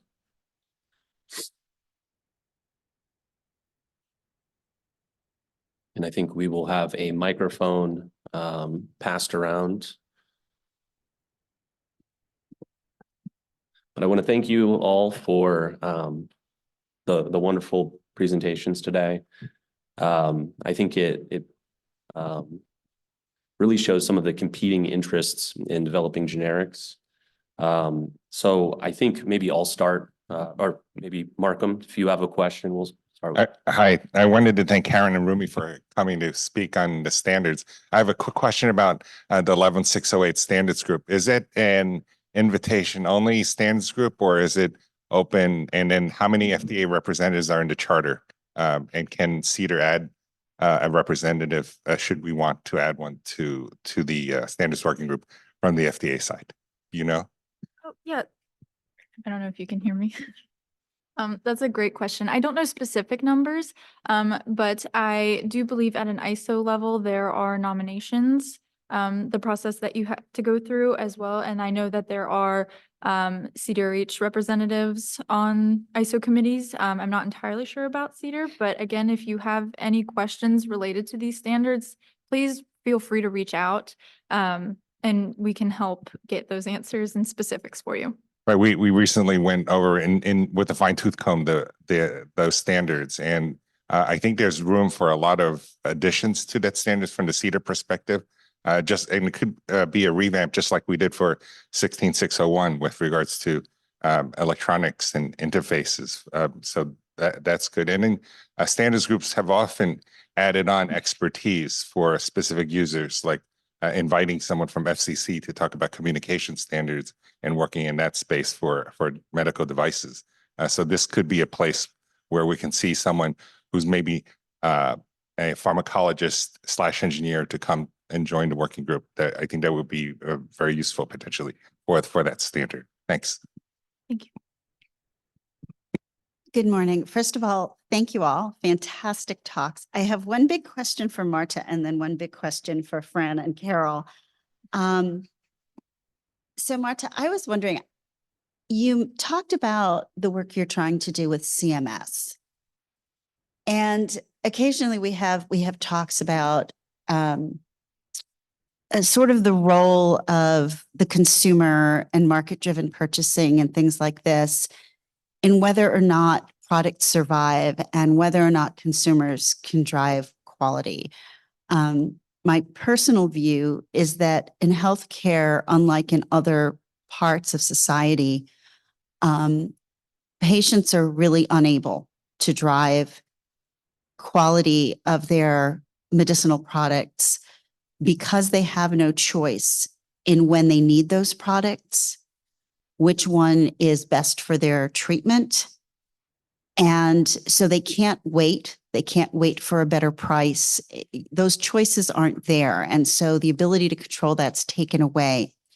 So I was fascinated by the concept of using pressure from CMS and was wondering whether there's receptivity, whether there are folks at CMS that sort of recognize the need to reshape how decision-making occurs in the healthcare system and the influence and control they may have over that.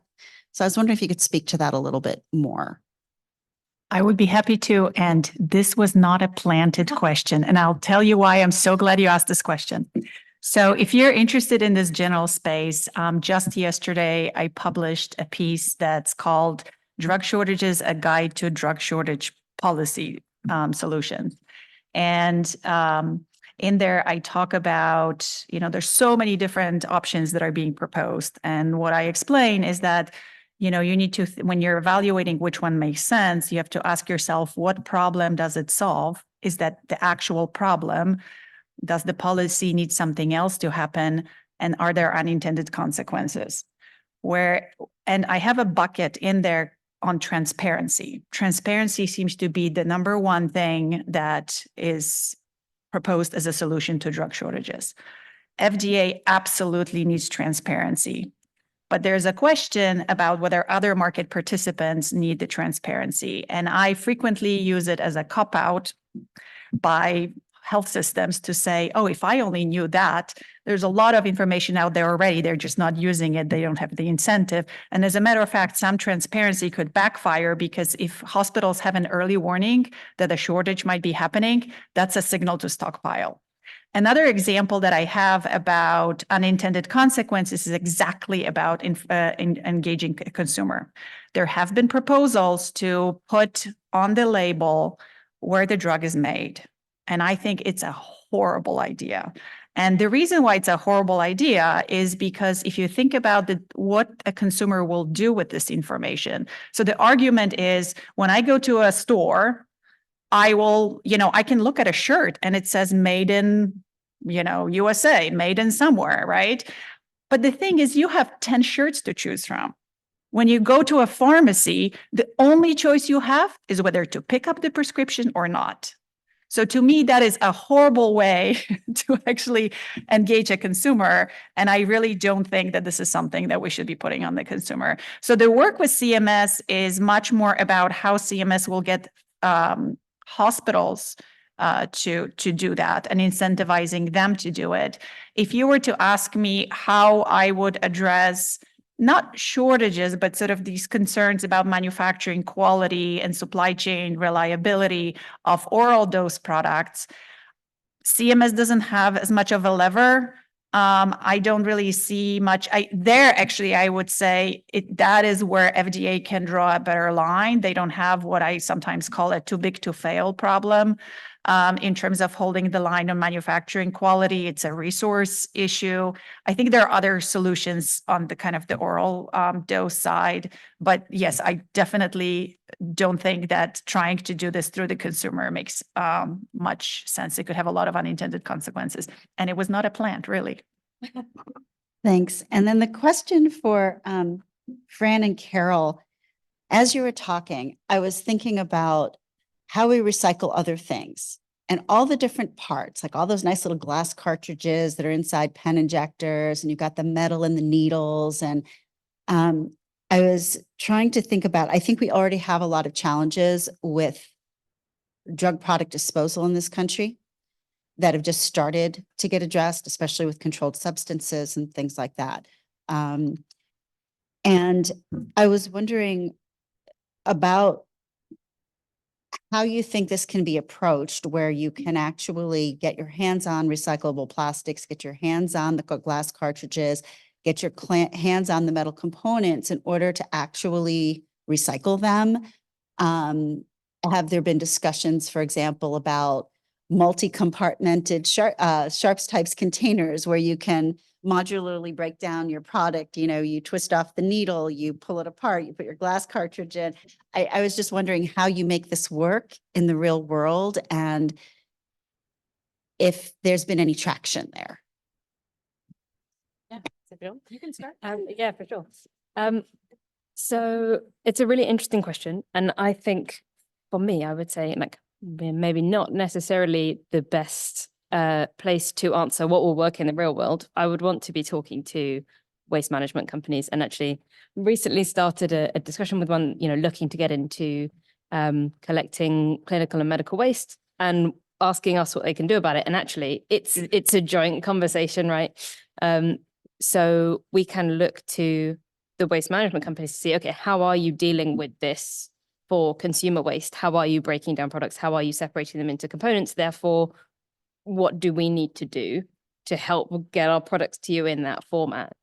And then from the device side, there's quite a lot that we can do. So we can look at whether we can make our devices more modular so that they're easier to separate out. We can look at grouping similar materials within the device wherever possible. So trying to keep the glass as separate from the plastics as we can, or as easily separatable. But in terms of how it's best to then get those broken down products to a recycling facility, I'd be looking to a waste management company with a bunch of experience in that already to help them kind of guide us in that process. Yeah, so a couple of things to add. It's definitely on the radar of coming from a lot of different directions. So we have suppliers that are talking to us about some of those same themes, and then we have a lot of clients talking to us about different aspects of it. And in a lot of cases, they are kind of evaluating those trade-offs. So when they're doing like their comparative life cycle assessments, they're looking at, should we design it for disassembly, which we know we could probably ask our 11608 experts about the challenges with that, just because there are regulations around making sure that the consumer can't accidentally access or even purposefully access something they shouldn't. But then afterwards, if we want them to be able to disassemble it, how to make those things kind of work together is definitely a challenge. There has been talk with a lot of different companies about take back programs. And in scenarios like that, it is kind of a scenario like what Fran described with the Colgate situation, where it works better if there are consortiums where multiple companies within the industry are kind of working together to make that feasible and economical. But one of the things that's interesting that came up actually yesterday, and I should give a shout out to Eastman for giving us a talk yesterday on a very relevant topic, is that so they are doing chemical recycling, where they take the recycled products, they break them down, and they're able to kind of build back up these chemically equivalent products. And that's fantastic. But when we asked about circularity, they definitely have their eye on it. They're very interested in that. But right now, there's such a large source of recyclable materials that aren't yet being recycled, that putting the extra effort into pulling stuff back from healthcare specifically, the drivers just isn't there yet. But their hope is that it will come along, and then they would want to work with industry to make it happen. Yeah, and just to add as well, on the chemical recycling front, I understand the way that process works. It's really good at removing any impurities from the waste product that they're taking in, and it just breaks the plastic right down to its monomers. So if you've got stuff in your material that you don't want to go into the recycled product, there are processes that can deal with that. Yeah, definitely still being developed, but I think the suppliers are looking into it and the technology is coming. Hello, my question is for Rumi and Kyran. Fantastic presentation on this 11608. If you look at the pen injector landscape, there are a couple of companies like Novo Nordisk and Lilly, and then there are certain CDMOs like yourself with the Vistra pen, Philip Medisize, and so on. And there are some Indian companies. But the space is very crowded in terms of the IP. And on the top of that, all the substitutability requirements and stuff. Do you see there is a scope for a new pen innovation there? And what would be the way forward to navigate all these crowded space? Because I feel like there is a need for other pen injectors on the market for obvious reason. There is 100 billion market for weight loss and stuff. but there are not new players coming into it because of this crowded space. So what are the challenges and what are the opportunities that you see there? Thank you for that question. I mean, I think in general, combination products really do play a significant role in increasing the access of these medicines, like you mentioned, at home. I don't think we would have had the success of GPL-1 without pen injectors to begin with. But in terms of how do you navigate the space, what needs to be done? I mean, I think this is where I will have to signal to FDA. I really appreciate the research efforts that are undergoing in this space to help overcome those barriers with IP, right? And in terms of fostering new innovation, look, ISO standards establish what are the best practices based on the space we have now. But, for the ISO standard development process, you can raise new work items. If you see, look, we want to develop pen injectors with this new capability, maybe connectivity and AI. This is where you would raise these items and bring the experts who are thinking about this to develop maybe a new part or a new standard that would talk about these issues. So I think it's looking at a collaboration, of course, between industry and FDA to advance research in the space to overcome the existing barriers. And then looking forward, work through ISOs or maybe even also work with FDA through the ISOs of this new space of how to create more innovation so that we can build upon the technologies we have now.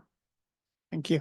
Can I just Can I actually add a comment to this? So there's one is to develop, I guess there's also another side to FDA and how FDA thinks about combination devices when it comes to what a generic combination device would look like, right? It's a major barrier if there are patents that sit there, and then how do you work around it?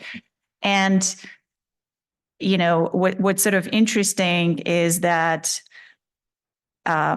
it's a little bit different I thought the biosimilar insulin was sort of interesting in that, right, for generics, there is the human factors studies that are required. A biologic, it's all in an injectable pen. We have two set of standards in a sense. And if you think about how FDA thinks of the device as part of the sameness, but if you look at what same is supposed to be, it's pharmaceutical equivalence, so the API, and bioavailability, right? Device doesn't do anything. So somehow we have this other component in there that doesn't seem to fit the definition. My thinking is that we might need to rethink the AB ratings and have a different type of an AB ratings that's substitutable, but has some more room. Anyway, so that's how I am thinking about this, is how do you get around this so that you can follow the law, but still sort of create room for that without creating these kinds of barriers through human factor studies and so on. Thank you. Can I ask one more question? Did you want to follow up? Well, I think Oh, the answer from the audience. Did you want to comment on this, Marta? Yeah, sorry to be challenging you like this. So this area of IP is interesting. I've explored it for a number of years.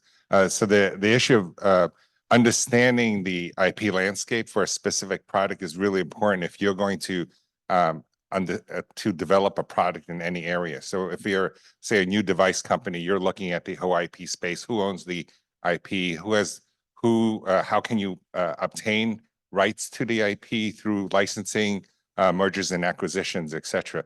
And so there's space to think about that. And companies like BD and other companies that make these products on contract to pharmaceutical companies as a whole, they own a lot of the IP for these products. And so the issue of looking at your product, working with those types of companies to develop your products can help you navigate that IP space.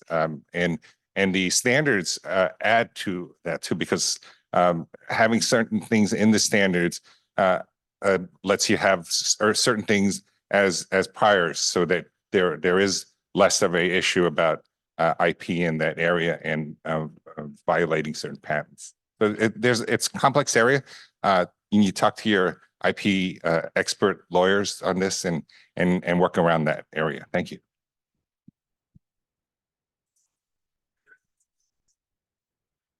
Oh, it's not on.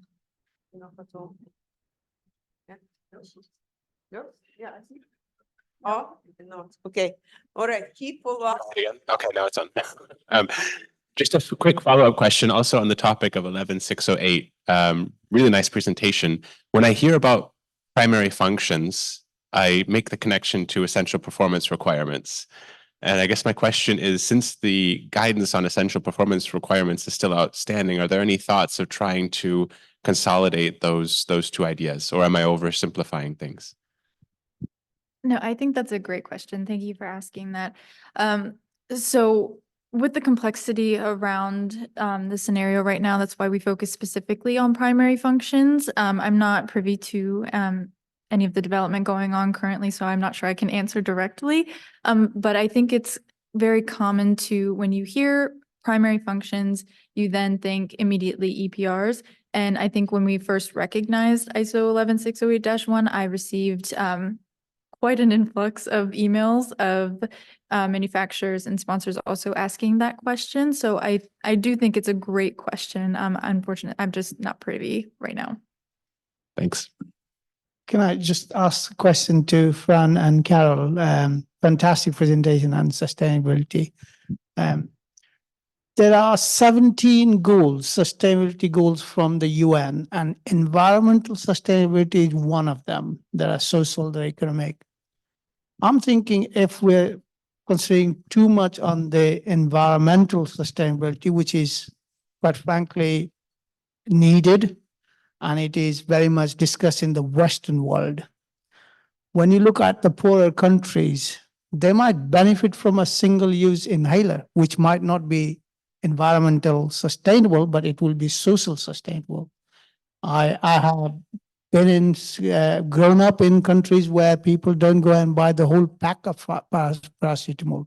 They go to the pharmacist and they tear or cut one paracetamol out of the blister and give it to you. People go to their doctor to get one puff of the inhaler, not the whole inhaler, because they can't afford it. So have you taken this balance of the 17 goals against the environmental goals?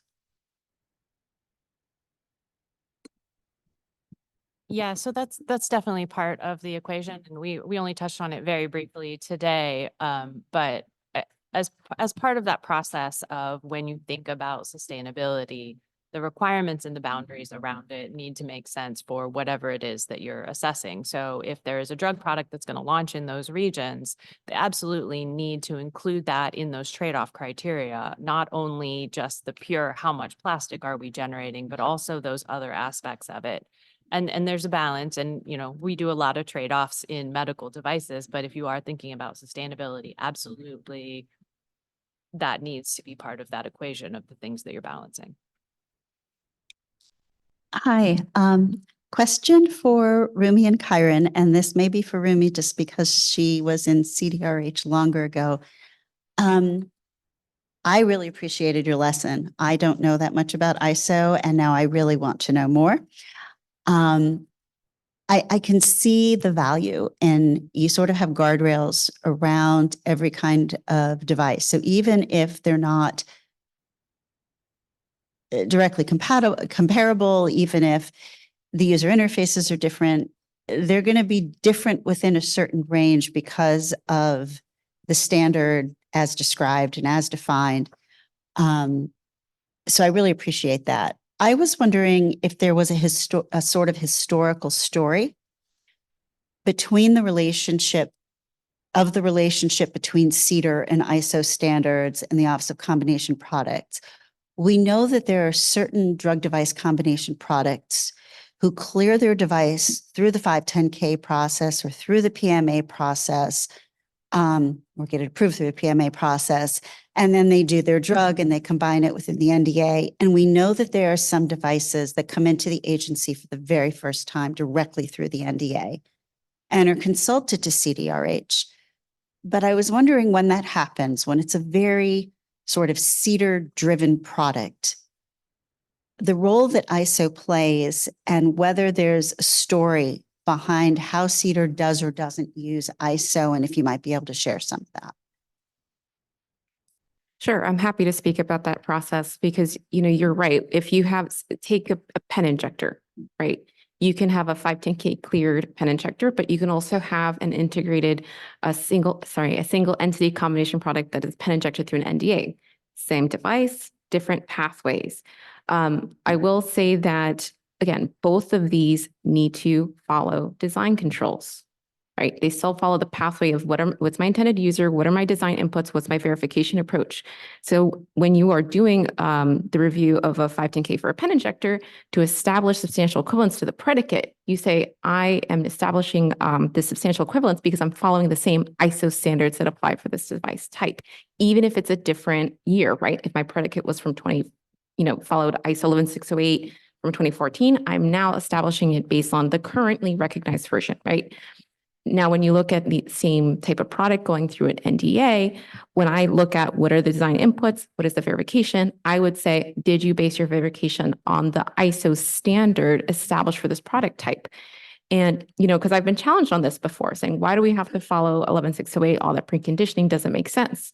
And so I would literally take the intended use, the environment, the patient in mind, and then I would take the ISO standard and I go one by one saying, yes, these preconditioning does apply, right? There was a lot of thought put into it because you do have all the people in the room. So I think they are meeting the same performance expectations. I think the only difference is, of course, with the 510K, you don't look at the manufacturing, the quality systems aspect, but that is rolled into the NDA BLA. And of course, you look at manufacturing from the ANDA perspective.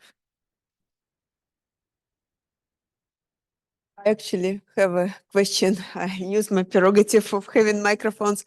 So we just lived through this COVID-19 pandemic, and what it's and as a center, we interview generic companies constantly. And what we start hearing a lot right after pandemic, there was a severe shortage of basic vials and stoppers. There was a 6 months delay in the orders from West. There was all the hoarding, government hoarding for vaccines and etc. And there are many companies that manufacture essential medicines that couldn't find just the vials and the stoppers. And there was kind of a request, can we have a standard vial so we could substitute within the same type of glass, the same type of stopper, but at the same time, the regulatory framework as it's written, you have to have stability, leachable, extractable, 6 months stability. So everybody was stuck. Nobody could substitute. And the general opinion is like, oh, do we have to wait for the next pandemic when it's again occur? And then now we have severe shortages. So, I mean, it was a really outcry from many companies. It came through me, yes, several, and then also USP and AAM. And I'm just wondering to bring it up, and I don't know who can answer, maybe not the people here, but in general, if some could make a few comments, but I'm sure I speak for several in the room. I think so. Yeah, sure. No, it's a good question. And, that is one that definitely came up between vials and stoppers. Looking at, taking a lot of the lessons learned and seeing what we can do to be prepared for hopefully, the next time, but hopefully there isn't a next time, or maybe not to the same level.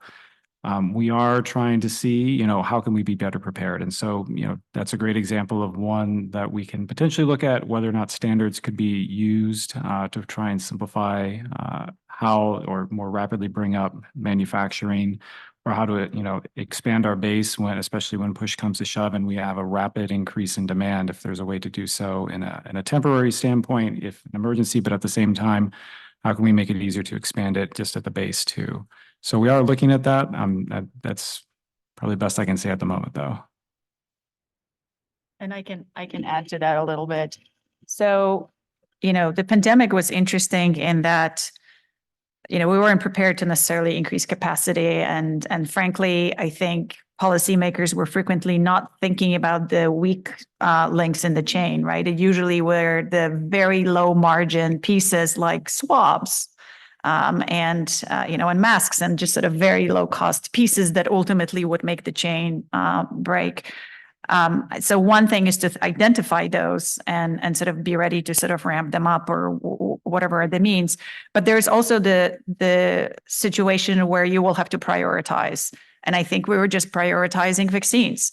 If you look at the shortages that occurred during COVID, maybe not shortages, but like, for example, Pfizer was definitely prioritizing vaccines.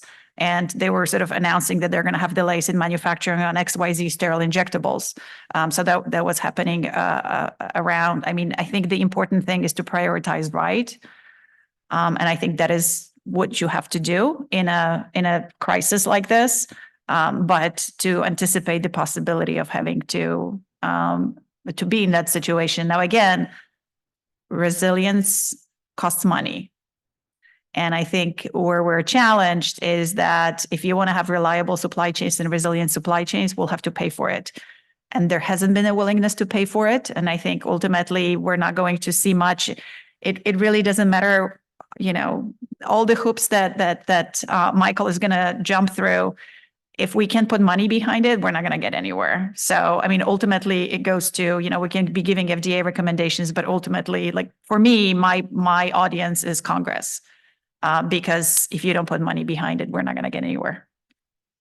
I have a question to Director Hoffmann. It's just, you mentioned briefly the counterfeit detection efforts, and could you elaborate a little bit more how big is this problem and what kind of means you will need to successfully achieve the goals?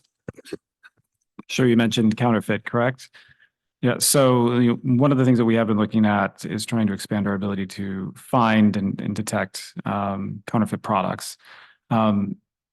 It's kind of still very early on. That's one thing that we're really trying to look at. We've been able to identify some where came up during COVID if we had certain products that were counterfeit and trying to remove them from the market and seeing how that impacts supply chain issues. As far as specific goals on that, we're still building some of those out. That's slightly further down. We're trying to make sure that it's on our radar as we move forward, but we don't have as much information directly on that yet. That's kind of moving down that we want to, though. So it's not there quite yet, but we are monitoring. We're monitoring it when we're aware of it. And we're acting on it, but we're still building out a little bit more of our capabilities on the detection side.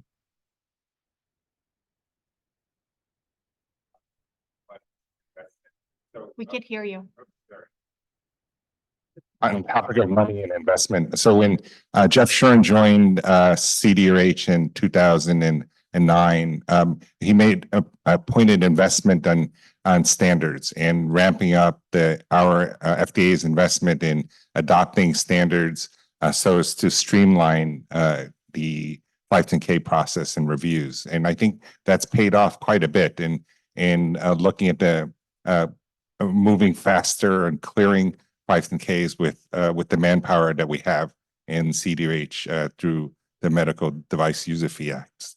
Of note, there are other standards we brought this one standard as an example of a drug device product, a combination product area.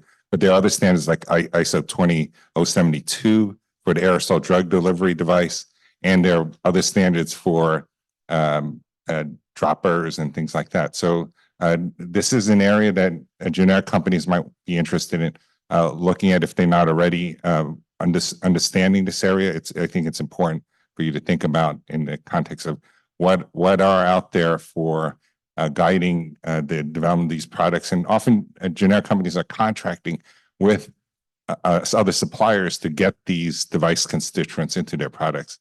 But I think in the supply chain, understand, just like you want to have an understanding that your API is manufactured properly, I think you want to have invest some time and effort into understanding the supply chain and the regulations and standards around specific device constituents. So that's the purpose of today's session here. And I want to thank the whole panel here for providing that expertise for this endeavor. Thank you so much.